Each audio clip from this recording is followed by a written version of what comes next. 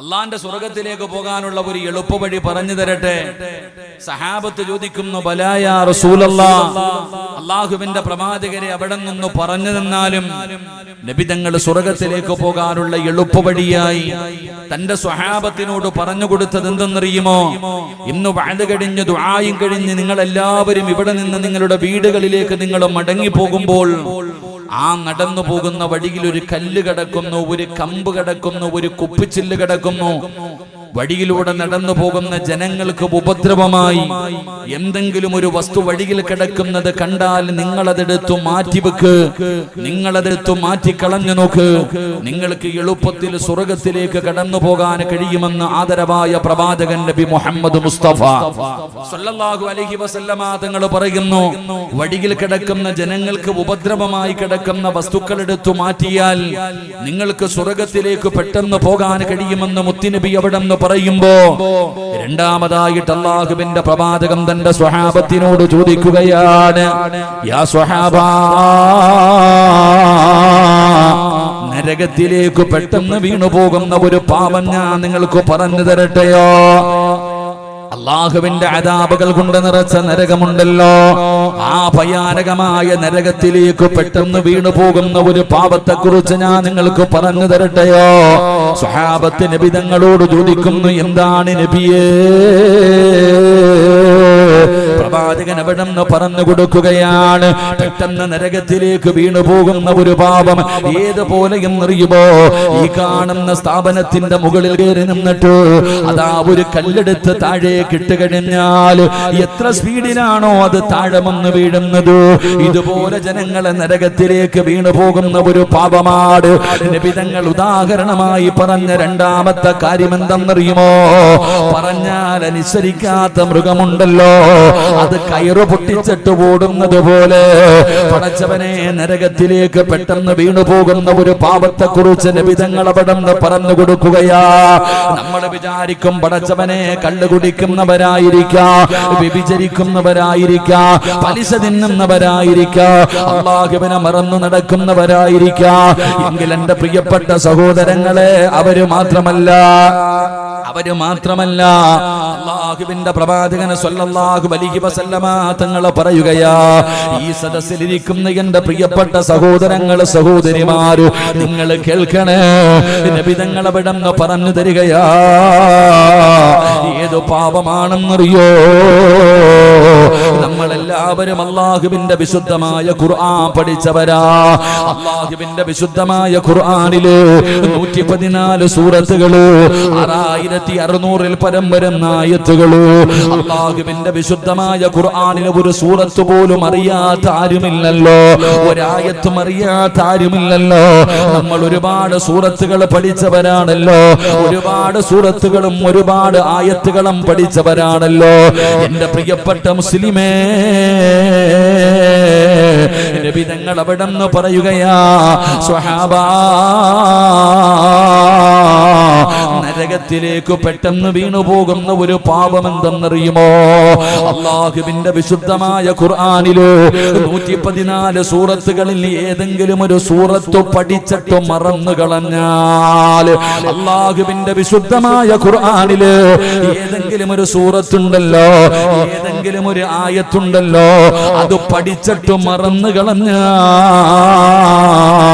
അവൻ നരകത്തിലേക്ക് പെട്ടെന്ന് വീണു പോകുമെന്ന് നബി മുഹമ്മദ് മുസ്തഫ സല്ലല്ലാഹു അലൈഹി വസല്ലമ തങ്ങൾ പറഞ്ഞു തരുമ്പോ, ഇന്ന് വഅദ് കേൾക്കാൻ കടന്നു വന്ന ഉപ്പാ,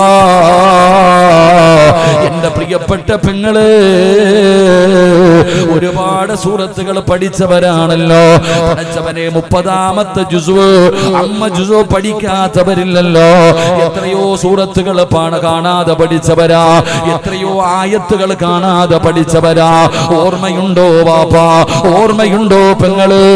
ഈ മറന്നുപോയ സൂറത്തുകളൊന്ന് ഓതിയെടുക്കാനുള്ള മനസ്സെങ്കിലും നിങ്ങൾക്കുണ്ടോ? എന്റെ പ്രിയപ്പെട്ടവരെ, നമുക്ക് തമാശയാണല്ലോ അല്ലാഹുവിന്റെ കലാം, ആ പരിശുദ്ധമായ ഖുർആനിന്റെ മഹത്വം എന്താണ്, അതിന്റെ പവിത്രത എന്താ? അതിന്റെ സ്ഥാനം എന്താ? അതിനെ എങ്ങനെയാണ് അതിനോട് പെരുമാറേണ്ടത്? നമ്മളിൽ പലർക്കും ഇതുവരെ തിരിഞ്ഞിട്ടില്ലല്ലോ. എല്ലാവർക്കും കളിയും തമാശയുമാണല്ലോ. ആ ഖുർആനിന്റെ മഹത്വം എന്താണെന്ന് നമുക്ക് തിരിഞ്ഞിട്ടില്ലല്ലോ. വീട്ടിൽ വരുന്ന പത്രവും വീട്ടിൽ വരുന്ന മാസികയും അതുപോലും ഞാനും നിങ്ങളും നല്ല രീതിയിൽ സൂക്ഷിച്ചു വെക്കാറുണ്ട്. പക്ഷേ അല്ലാഹുവിന്റെ കലാമ് പൊടിയടിച്ചിരിക്കുകയാണ്. അതിന്റെ മഹത്വം നമുക്കറിയുന്നില്ലല്ലോ. എങ്കിൽ അല്ലാഹുവിന്റെ വിശുദ്ധമായ ഖുർആൻ പറയുകയാ, ലൗ അൻസൽനാ ഹാദൽ ഖുർആന അലാ ജബലിൻ ലറഅയ്തഹു ഖാശിഅൻ മുതസദ്ദിയൻ മിൻ ഖശിയത്തില്ലാഹ്. ആ ഖുർആനെങ്ങാനും അല്ലാഹു സുബ്ഹാനഹു വ തആല ഒരു പർവതത്തിന്റെ മുകളിലാണ് ഇറക്കിയിരുന്നതെങ്കിൽ സുബ്ഹാനല്ലാഹ്, ആ ഖുർആൻ ഇറങ്ങിയത് കാരണം പേടിച്ചുകൊണ്ട് ഭയന്നുകൊണ്ട് ആ പർവ്വതങ്ങൾ പോലും ധൂളികളായി പോകുമായിരുന്നു എന്ന് ഖുർആൻ പറയുമ്പോ, എന്റെ പ്രിയമുള്ളവരെ, കളിയല്ല തമാശയല്ല, അല്ലാഹുവിന്റെ ഖുർആനിനെ നിനക്കറിയാനിട്ടാണ്. അതിന്റെ മഹത്വം നീ മനസ്സിലാക്കണോ, അതിനെ നീ ആദരിക്കണോ, അതിനെ നീ ബഹുമാനിക്കണോ, അതിന് കൊടുക്കേണ്ട സ്ഥാനം നീ കൊടുക്കണോ. അല്ലാഹുവിന്റെ വിശുദ്ധമായ ഖുർആനിലോ ഏതെങ്കിലും ഒരു സൂറത്ത് പഠിച്ചിട്ട് മറന്ന അവൻ നരകത്തിലേക്ക് പെട്ടെന്ന് വീണു പോകുമെന്ന് ആദരവായ പ്രവാചകൻ നബി മുഹമ്മദ് മുസ്തഫ സല്ലല്ലാഹു അലൈഹി വസല്ലമ തങ്ങൾ അവിടുന്ന് പറഞ്ഞു തരുമ്പോ ഈ സദസ്സിലിരിക്കുന്ന പ്രായമുള്ള ഉപ്പയും ഉമ്മയും പറയുകയാ, ഉസ്താദേ, ഞാൻ ഖുർആൻ പഠിച്ചിട്ടില്ല, ഞാൻ ഖുർആൻ ഓതിയാൻ എനിക്കറിയില്ല, ഞാൻ പഠിച്ചിട്ടില്ല, എനിക്ക് ഓതാൻ അറിയില്ല. രക്ഷപ്പെട്ടു എന്ന് നിങ്ങൾ കരുതുന്നുണ്ടെങ്കിൽ ഈ സദസ്സിലിരിക്കുന്നവരോട് ഞാൻ പറയുകയാണ്, അല്ലാഹുവിന്റെ വിശുദ്ധമായ ഖുർആൻ നിങ്ങൾ ആരും പഠിച്ചിട്ടില്ല, നിങ്ങൾ ആരും ഓതിയിട്ടുമില്ല, പക്ഷേ കേട്ടവരാണല്ലോ. അല്ലാഹുവിന്റെ ഖുർആൻ ഓതുന്നത് കേൾക്കാത്ത ഒരു മനുഷ്യനുമില്ലല്ലോ. പഠിച്ചവരെ, ഒരുപാട് ദിവസങ്ങളായി ഈ സദസ്സിൽ വന്നവരും മുഴുവനും ഖുർആനിന്റെ ആയത്തുകൾ ഇങ്ങനെ ഓതി തന്നല്ലോ, അതിന്റെ അർത്ഥം ഇങ്ങനെ പറഞ്ഞു തന്നല്ലോ. വഅദിന് പോയാലും പള്ളിയിൽ പോയാലും ക്ലാസ്സിൽ പോയാലും അല്ലാഹുവിന്റെ വിശുദ്ധമായ കലാം ഇങ്ങനെ ഓതിയിട്ട് അർത്ഥം പറഞ്ഞു തരുന്നത് കേട്ടവരല്ലേ. പരിഗണിക്കാറുണ്ടോ? നീ അതിനെ ഗൗനിക്കാറുണ്ടോ? അതിന് കൊടുക്കേണ്ട സ്ഥാനം നീ കൊടുക്കാറുണ്ടോ? ഒരു ചെവിയിലൂടെ കേട്ടു മറു ചെവിയിലൂടെ കളയുകയല്ലോ. എങ്കിൽ ഈ സദസ്സിലിരിക്കുന്നവരോട് പറയുക, കള്ള് കുടിക്കുന്നവന് കൊടുക്കുന്ന ശിക്ഷയല്ല, വ്യഭിചരിക്കുന്നവന് കൊടുക്കുന്ന ശിക്ഷയല്ല, ശിർക്ക് ചെയ്യുന്നവന് കൊടുക്കുന്ന ശിക്ഷയല്ല, അല്ലാഹുവിനെ മറന്നു നടക്കുന്നവന് കൊടുക്കുന്ന ശിക്ഷയല്ല. പിന്നെ ആർക്ക് കൊടുക്കുന്ന ശിക്ഷ? അല്ലാഹുവിന്റെ ഖുർആനിന്റെ ആയത്തുകൾ കേട്ടിട്ട് അവഗണിക്കുന്ന മനുഷ്യ, പരിഗണിക്കാത്ത പെങ്ങളെ, നിനക്ക് അല്ലാഹു 10 ശിക്ഷ ഒരുക്കി വെച്ചിട്ടുണ്ടെന്ന് അല്ലാഹുവിന്റെ വിശുദ്ധ ഖുർആൻ, അല്ലാഹുവിന്റെ പരിശുദ്ധമായ ഖുർആൻ പറയുകയാ. അല്ലാഹുവിന്റെ കലാം കേട്ടിട്ട് പരിഗണിക്കാത്തവനുണ്ടല്ലോ, നിസ്സാരമാണല്ലോ, തമാശയാണല്ലോ, അതിനെ പരിഗണിക്കുന്നില്ലല്ലോ. ഉസ്താദന്മാർക്ക് മാത്രമുള്ളതാണ്, ഇവന്മാർക്ക് പിരിക്കാനുള്ളതാണ് എന്ന് പറഞ്ഞുകൊണ്ട് നിസ്സാരമാക്കുന്നവരുണ്ടല്ലോ. എങ്കിൽ എന്റെ പ്രിയപ്പെട്ടവരെ, നിനക്ക് വേണ്ടി അല്ലാഹു ഒരുക്കി വെച്ചിരിക്കുകയാ. നിന്നെ കുറിച്ച് അല്ലാഹു പറഞ്ഞതെന്തെന്നറിയോ? 10 ശിക്ഷയാണ് ഖുർആൻ അവിടുന്ന് പരിചയപ്പെടുത്തുന്നത്. അതുകൊണ്ട് ഈ സദസ്സിലിരിക്കുന്നവരോട് പറയുകയാണ്, ഇന്നലെ വരെ വഅദ് കേട്ടതുപോലെയല്ല, ഇന്നലെ വരെ വഅദ് കേട്ടതുപോലെയല്ല, ഇന്നിവിടെ നിന്ന് ഇറങ്ങി പോകുമ്പോ ജീവിതത്തിൽ ഒരു മാറ്റം വേണം. അല്ലാഹുവിന്റെ വിശുദ്ധമായ ഖുർആനിലെ ആയത്തുകൾ മാത്രം ഞാൻ ഓതിത്തരാ, ഒരു ഹദീസും എന്ന് പറയുകയില്ല. അല്ലാഹുവിന്റെ ഖുർആനിലെ ആയത്തുകൾ ഞാൻ ഇങ്ങനെ എണ്ണി എണ്ണി ഓതിത്തരാ, അതിന്റെ അർത്ഥം നിനക്ക് പറഞ്ഞു തരാ. നീ അത് ബഹുമാനിക്കണേ, നീ അതിനെ ആദരിക്കണേ, അതിനെ നീ ഉൾക്കൊള്ളണേ. അല്ലാതെ എല്ലാ വഅദ് കേൾക്കുന്നത് പോലെ കേട്ടിട്ട് പോകാനാണ് നിന്റെ തീരുമാനമെങ്കിൽ പെങ്ങളെ, സാധാരണ വന്നിരുന്നു പോകുന്നത് പോലെ ഒരു ചെവിയിലൂടെ കേട്ട് മറു ചെവിയിലൂടെ കളയാനാണ് നിന്റെ പരിപാടിയെങ്കിലോ നിനക്ക് അല്ലാഹു തരുന്ന ശിക്ഷ ഞാൻ പറഞ്ഞു തരാ. നിസാരമായി കാണരുത്. അല്ലാഹുവിന്റെ കലാമാ, വിശുദ്ധമായ ഖുർആൻ പറയുകയാ, നിനക്ക് അല്ലാഹു ഭയാനകമായ ശിക്ഷകൾ ഒരുക്കി വെച്ചിട്ടുണ്ടെന്ന് വിശുദ്ധ ഖുർആൻ.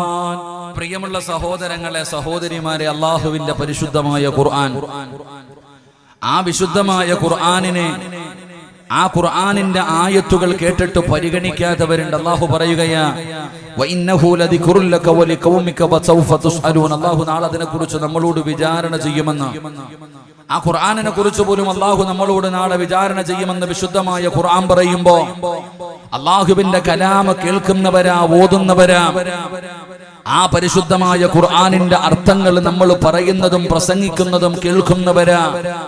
പക്ഷേ നമ്മൾ അതിനെ പരിഗണിക്കാതെ വരുമ്പോൾ, അതിനെ നിസ്സാരമായി കാണുമ്പോ അല്ലാഹു അവർക്ക് കൊടുക്കുന്ന ഒന്നാമത്തെ ശിക്ഷ എന്തെന്നറിയുമോ? അല്ലാഹു അവർക്ക് കൊടുക്കുന്ന ഒന്നാമത്തെ ശിക്ഷ എന്താ? ഈ സദസ്സിലിരിക്കുന്ന ചില ചെറുപ്പക്കാര്, പടച്ചവനെ അല്ലാ, മക്കള് വല്ലാത്ത ഒരു സങ്കടത്തിലാണ്. എന്താ കാരണമെന്നറിയുമോ? എന്റെ വാപ്പയ്ക്ക് 55 വയസ്സായി, 60 വയസ്സായി, വാപ്പയുടെ മുടിയെല്ലാം നരച്ചു. എന്റെ ഉപ്പയ്ക്ക് ഒരുപാട് രോഗങ്ങളുണ്ട്, വാപ്പയുടെ തൊലിയെല്ലാം ചുളുങ്ങി. വാപ്പയുടെ ജ്യേഷ്ഠനും അനുജനും കുടുംബക്കാരും കൂട്ടുകാരും എല്ലാവരും ആറടി മണ്ണിനടിയിലേക്ക് ചെന്നു. എന്റെ വാപ്പയാണെങ്കിൽ ഈ പ്രായമാകിട്ട് പോലും നമസ്കരിക്കുന്നില്ലല്ലോ, ഖുർആൻ ഓതുന്നില്ലല്ലോ. എന്റെ വാപ്പ പടച്ചവനെ ദിക്റുകൾ പറയുന്നില്ലല്ലോ. എന്റെ വാപ്പ ഒരു നല്ല കാര്യവും ചെയ്യാറില്ല. വാപ്പയുടെ ദുസ്വഭാവങ്ങൾക്കൊരു മാറ്റവുമില്ല. പ്രായം ചെന്നിട്ടും എന്റെ വാപ്പയുടെ സ്വഭാവങ്ങൾ വളരെ മോശമാണ്. കള്ളു കുടിക്കുന്നുണ്ട്, വാപ്പയ്ക്ക് വ്യഭിചാരത്തിന്റെ സ്വഭാവമുണ്ട്. എന്റെ വാപ്പയുടെ നാവെടുത്താൽ വാപ്പ പറയുന്നത് മുഴുവനും വൃത്തികേടുകളാണ്. എന്റെ വാപ്പ പ്രായം ചെന്നിട്ട് പോലും നന്നാകുന്നില്ലല്ലോ. ഉസ്താദേ, എന്റെ വാപ്പയൊന്ന് നന്നാകാൻ ദുആ ചെയ്യണേ. എത്രയോ പേര് പറയാറുണ്ട്, എത്രയോ പേര് പറയാറുണ്ട്, എന്റെ പ്രിയപ്പെട്ട പെങ്ങള്, മുടിയെല്ലാം നരച്ചു പോയതിന്റെ വൃദ്ധയായ മാതാവുണ്ടല്ലോ, 24 മണിക്കൂറിൽ ഏറ്റവും കൂടുതൽ സമയം ചെലവഴിക്കുന്നത് ടിവിയുടെ ഫ്രണ്ടിലാണ്. തലമറയ്ക്കാറില്ല, ഔറത്ത് മറയ്ക്കാറില്ല. ഉമ്മാടെ നാവിൽ നിന്ന് പടച്ചവനെ ഏശനിയും പരദൂഷണവും പടച്ചവനെ നാവെടുത്താൽ പറയുന്നത് മോശമായ കാര്യങ്ങളാണ്. റബ്ബേ, എന്തെങ്കിലും പറഞ്ഞ ശാപമാണ്, കുത്തുവാക്കുകളാണ്. പടച്ചവനെ, കുട്ടികൾ ചിന്തിക്കുന്നു, അല്ലാ, എന്റെ ഉമ്മ പ്രായമായിട്ടും എന്തേ നന്നാകാത്തത്? എന്റെ ഉമ്മയ്ക്ക് എന്തേ പറ്റിയത്? ഒരു മനുഷ്യന് പ്രായമായ നന്നാകുമല്ലോ, വയസ്സായ നന്നാകുമല്ലോ. എന്റെ ഉമ്മയ്ക്ക് എന്തേ പറ്റിപ്പോയതെന്ന് കരുതുന്നവരുണ്ടല്ലോ. എന്റെ പ്രിയപ്പെട്ട സഹോദരാ, ഉസ്താദേ, എന്റെ മക്കള് ഞാൻ പറഞ്ഞാൽ അനുസരിക്കുന്നില്ലല്ലോ. അവന് കള്ളു കുടിക്കുന്നു, അവൻ മോശമായ ജീവിതം നയിക്കുന്നു, എന്നെ തല്ലുന്നു ഉസ്താദേ, വാപ്പാനെ ചീത്ത വിളിക്കുകയാണ്, വീട്ടിൽ നിന്ന് അടിച്ചിറക്കുകയാണ്, അവന്റെ സ്വഭാവം വല്ലാത്ത മോശമാണ്. എന്റെ മക്കൾ എന്തേ ഇങ്ങനെയായി പോയത്? നന്നാകുന്നില്ലല്ലോ, നന്നാകുന്നില്ലല്ലോ. എന്റെ പ്രിയപ്പെട്ട പെങ്ങളെ, ഏറ്റവും മനസ്സിലാകുന്ന ഒരു ഉദാഹരണം പറയാ. 18 വയസ്സുള്ള ഒരു പെൺകുട്ടി അമുസ്ലിമായ ഒരു ചെറുപ്പക്കാരനുമായി പ്രണയമാവുകയാണ്. പ്രണയം തലയ്ക്ക് പിടിച്ചു. അല്ലാഹുവേ, ആരുമറിയാതെ വീട്ടിൽ നിന്ന് വിളിച്ചോടുകയാ. അവസാനം പിടിച്ച് വീട്ടിലേക്ക് കൊണ്ടുവന്നു. അല്ലാഹുവേ, വീട്ടിലേക്ക് കൊണ്ടുവരുമ്പോ വാപ്പയും കൂടപ്പറപ്പുകൾ മുഴുവനും തല്ലുകയാണ്. അവളെ വല്ലാതെ വേദനിപ്പിച്ചു, അവളുടെ ശരീരം വല്ലാതെ വേദനിപ്പിച്ചു. നിന്നെ കൊന്നുകളയുമെന്ന് പറഞ്ഞു. പെണ്ണെ, നിന്റെ തീരുമാനത്തിൽ മാറ്റമുണ്ടോ? 18 വയസ്സുകാരിയെ തല്ലിയിട്ടും കൊല്ലുമെന്ന് പറഞ്ഞിട്ടും അവളുടെ തീരുമാനത്തിൽ മാറ്റമില്ല. അവളെ വീടിനകത്തിട്ട് തല്ലുമ്പോ 9.5 മാസക്കാലം ഗർഭം ചുമന്ന മരണവേദനയുടെ വേദനയും നന്ദ പ്രസവിച്ച പ്രിയപ്പെട്ട മാതാവ് ഓടിച്ചെന്നിട്ട് പറയുന്നു, എന്റെ പൊന്നുമോളെ തല്ലല്ലേ. എന്നിട്ട് ആ പെൺകുട്ടികളുടെ കാലിൽ പിടിച്ചു മാതാവ് കരയുകയാ. വേണ്ട മോണ്ടേ, എന്റെ പൊന്നുമോളെ, ഇങ്ങനെ വേണ്ട. അവൻ അങ്ങ് നമ്മുടെ മതം പോലുമല്ല, അവനോടൊപ്പമുള്ള ഒരു ജീവിതം വേണ്ട. പൊന്നുമോളെ, വീട്ടിൽ നിന്ന് ഇറങ്ങി പോകരുത്. പോയി കഴിഞ്ഞാ നാണക്കേടാ. ജീവിച്ചിരുന്നിട്ട് കാര്യമില്ല, ആത്മഹത്യ ചെയ്യലല്ലാതെ വഴിയില്ല. ഉമ്മാന്റെ പൊന്നുമോൾ ഇറങ്ങി പോകല്ലേ. മാതാവ് കാലിൽ പിടിച്ചു കിടന്ന് കരയുകയാ. 18 വയസ്സുകാരിയുടെ തീരുമാനത്തിൽ ഒരു മാറ്റവുമില്ല. തന്റെ പൊന്നാര മകൾക്ക് വേണ്ടി ജീവിച്ച വാപ്പയുണ്ടല്ലോ, എന്ത് ചോദിച്ചാലും വാങ്ങിക്കൊടുക്കുന്ന വാപ്പയുണ്ടല്ലോ. പൊന്നാര മകളുടെ കയ്യിൽ പിടിച്ചിട്ട് പറയുന്നു, മോളെ, നാട്ടുകാരുടെ മുന്നിൽ ഇനി തല ഉയർത്തി നടക്കാൻ കഴിയില്ല, വീടിന് പുറത്തേക്ക് ഇറങ്ങാൻ കഴിയില്ല. നീ നിന്റെ സഹോദരിമാരെ കുറിച്ച് ഓർക്ക്. അനിയത്തിമാരില്ലേ, അവർക്കൊരു നല്ല ജീവിതം കിട്ടില്ലല്ലോ. അള്ളാനെ മറക്കല്ലേ മോളെ. കുടുംബസമേതം ആത്മഹത്യ ചെയ്യലല്ലാതെ വേറൊരു വഴിയുമില്ല. എന്റെ പൊന്നുമോളുടെ തീരുമാനം മാറ്റണമെന്ന് പറയുമ്പോ 18 വയസ്സുകാരിയുടെ തീരുമാനത്തിൽ മാറ്റമില്ല. കുടുംബക്കാര് വന്നോ, കാരണവന്മാര് വന്നോ, കൂട്ടുകാര് വന്നോ, പള്ളി കമ്മിറ്റിക്കാർ വന്നോ, പള്ളിയിലെ ഖതീബിനെ വിളിച്ചുകൊണ്ട് വന്നോ. 18 വയസ്സുള്ള പെണ്ണിന്റെ മുന്നിൽ നരകത്തെക്കുറിച്ചും മരണത്തെക്കുറിച്ചും ഖബറിനെ കുറിച്ചും മസ്റയെ കുറിച്ചും എല്ലാം പറഞ്ഞു കൊടുത്തു. മോളെ, അല്ലാഹനെ മറക്കല്ലേ. ഈമാനില്ലാതെ മരിച്ചു പോകും പെണ്ണേ. ഉസ്താദ് എല്ലാം പറഞ്ഞു കൊടുത്തു. 18 വയസ്സുകാരിയുടെ തീരുമാനത്തിൽ ഒരു മാറ്റവുമില്ല. അവസാനം കോടതിയിൽ വെച്ച് ജഡ്ജി ചോദിക്കുകയാ, 18 കൊല്ലം പോറ്റി വളർത്തിയ മാതാപിതാക്കളെ വേണോ, അതോ ഇന്നലെ കണ്ടവനെ വേണോ എന്ന് ചോദിക്കുമ്പോ എനിക്ക് ഇവനെ മതി എന്ന് പറഞ്ഞവന്റെ കൂടെ കയ്യിൽ പിടിച്ചുകൊണ്ടിറങ്ങി പോവുകയാ. കോടതിയുടെ വരാന്തയിൽ കിടന്ന് മാതാവും പിതാവും കരയുകയാ, കുടുംബക്കാര് കരയുകയാ. അവർ യാചിക്കുമ്പോ പടച്ചവനെ ഒരു പേടിയുമില്ലാതെ, ഒരു കൂസലുമില്ലാതെ ആ വന്ന ചെറുപ്പക്കാരന് പേടിയുണ്ട്. പക്ഷേ ഇറങ്ങി പോകുന്ന മുസ്ലിം പെണ്ണിനൊരു പേടിയുമില്ല. അവന്റെ കൂടെ കയറിയിരുന്ന സെൽഫി എടുക്കുകയാണ്.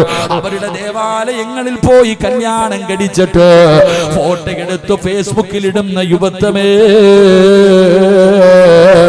ഇത് കാണുമ്പോ ഉമ്മ കരഞ്ഞുകൊണ്ട് പറയുകയാ, അല്ലാ, എന്റെ മകൾ ഇങ്ങനെയായിരുന്നില്ലല്ലോ പടച്ചവര്. ഞാൻ കരഞ്ഞാൽ എന്റെ മുഖമൊന്ന് വാടിയാ എന്റെ പൊന്നുമോളുടെ കണ്ണ് നിറയുമായിരുന്നല്ലോ. ആ മകളാണല്ലോ ഞാൻ നിലവിളിച്ചിട്ട് പരിഗണിക്കാതെ പോയത്, മരിക്കുമെന്ന് പറഞ്ഞിട്ട് പരിഗണിക്കാതെ പോയത്. എന്റെ മകൾക്ക് എന്ത് പറ്റി പടച്ചവന്? എന്റെ മകളുടെ മനസ്സെന്തേ ഇങ്ങനെ ആയി പോയത്?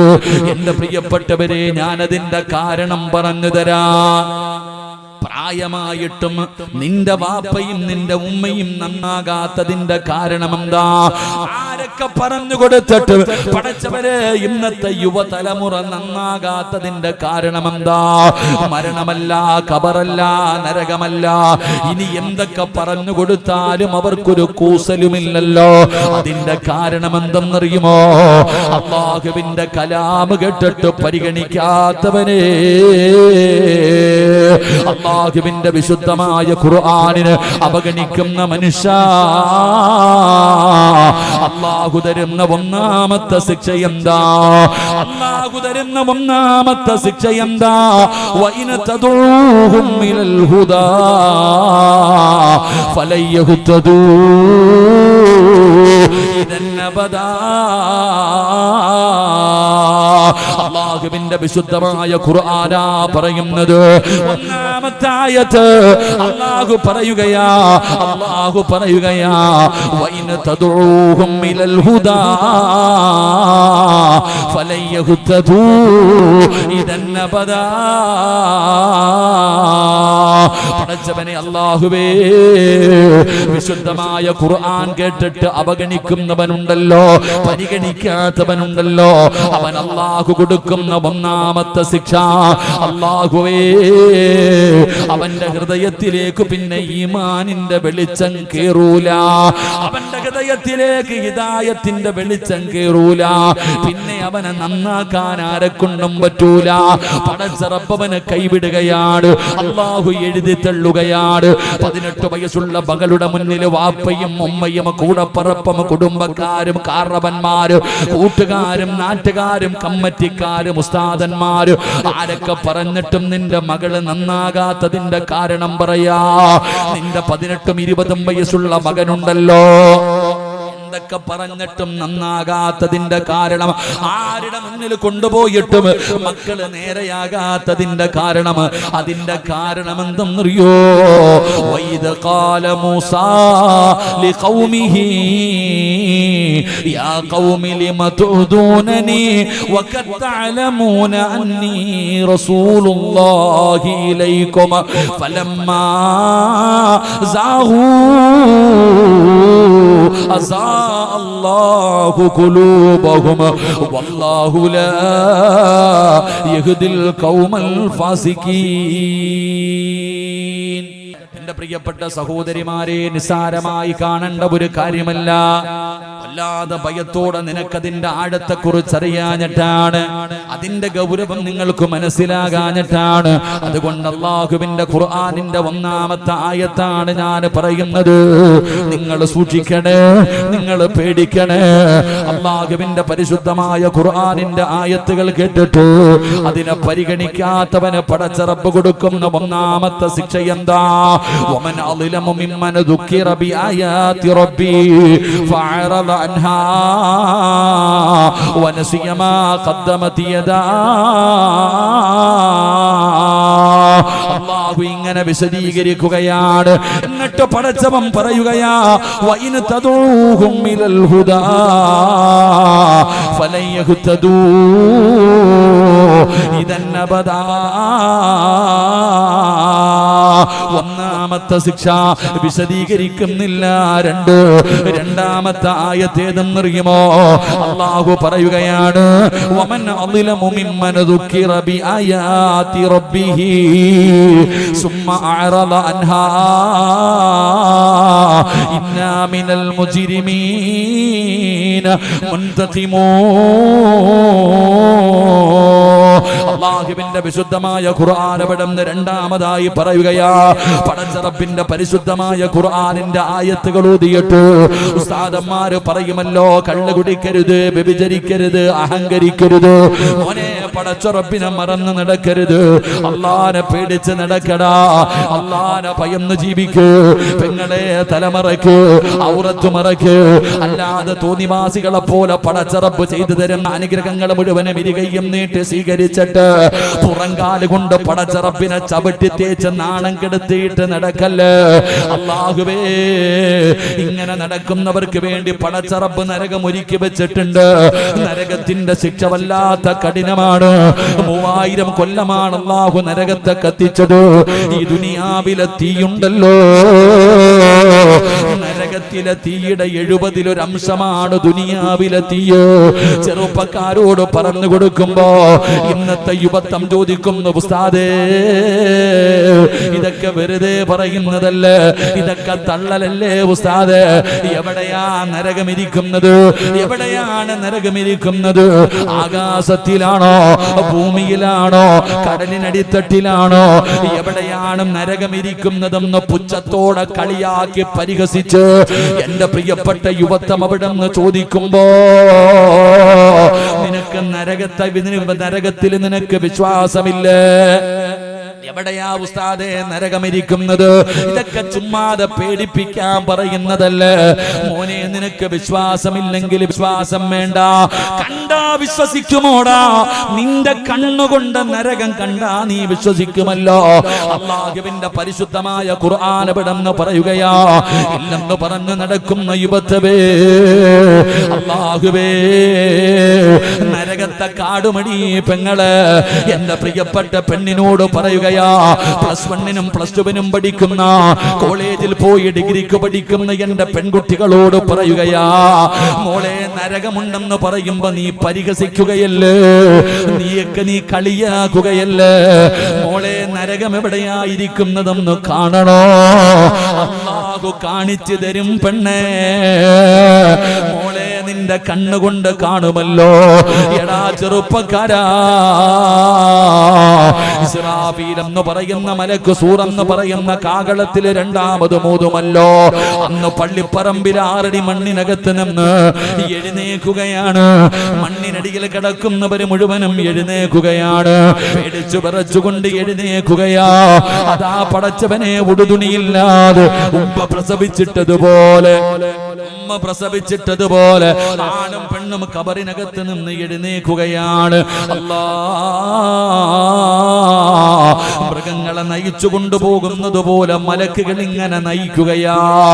ആണും പെണ്ണുമെല്ലാം ഉടുതുണിയില്ലാതെ, ചെരുപ്പില്ലാതെ, ചേലാകർമ്മം ചെയ്യപ്പെടാത്ത രീതിയിൽ അല്ലാ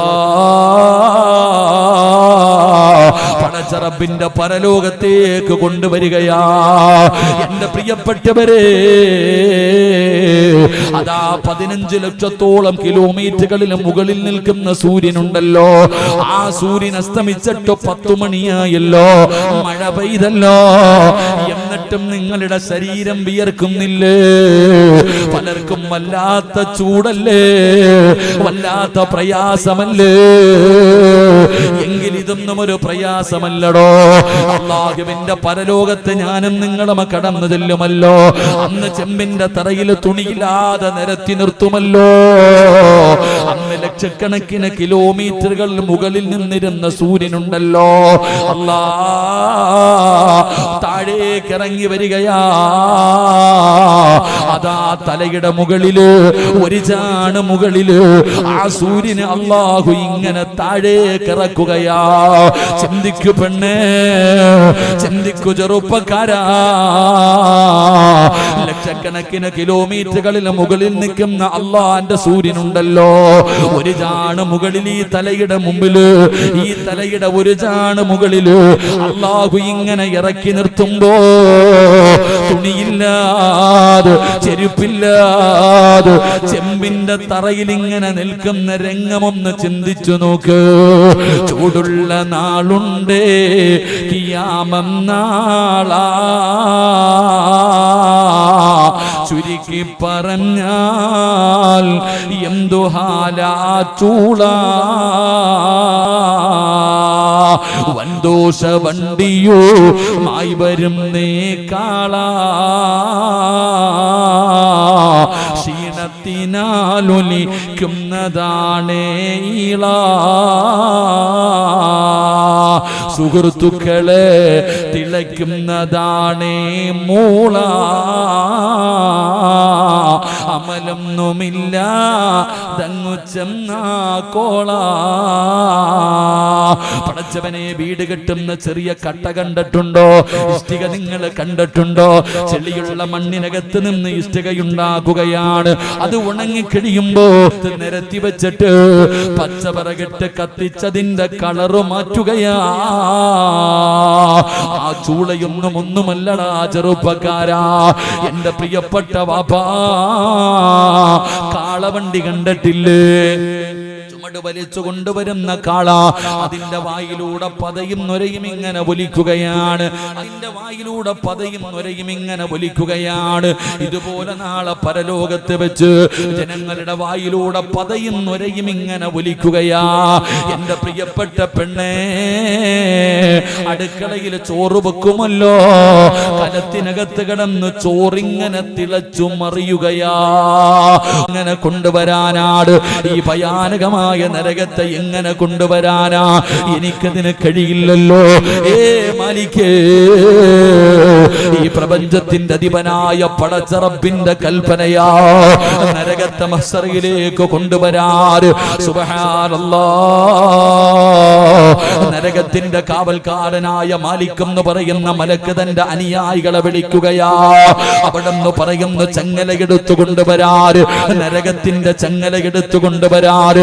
ആ നരകത്തെ ബന്ധിപ്പിക്കണമല്ലോ. അല്ലാഹുവേ, മലക്കുകൾ പോയി ചങ്ങലയെടുത്തു കൊണ്ടുവരികയാണ്. 70,000 ചങ്ങല, 70,000 ചങ്ങല. എന്റെ പ്രിയപ്പെട്ട ചെറുപ്പക്കാരാ, ദുനിയാവിലെ ചങ്ങല കണ്ടിട്ടില്ല മോനെ? ആനയുടെ കാലിൽ കെട്ടിയിരിക്കുന്ന ചങ്ങല കണ്ടിട്ടില്ല?